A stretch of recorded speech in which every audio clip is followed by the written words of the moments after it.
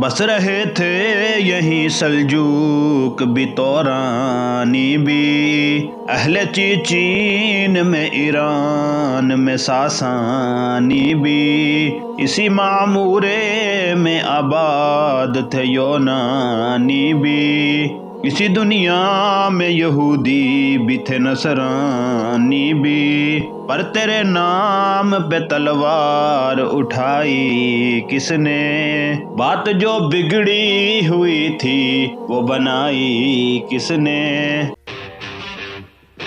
نظم کے اس بند میں علامہ اقبال نے اللہ سے یہ شکوہ کیا ہے کہ اس کرۂ ارض پر بہت سی قومیں آباد تھیں، سلجوق بھی اسی دنیا میں آباد تھے۔ سلجوق ایک ترک سردار سے منسوب ہیں جس نے خاندان سلجوقیہ کی بنیاد رکھی تھی۔ تورانی بھی اسی دنیا میں آباد تھے۔ تورانی توران کے علاقے سے ماخوذ ہیں۔ اس علاقے میں ترک، تاتاری، منگول، ترکمان آباد تھے۔ اہل چین میں اپنی زندگی چین سے گزار رہے تھے۔ ایران میں ساسانی بھی زندگی کے لطف اٹھانے میں مصروف تھے۔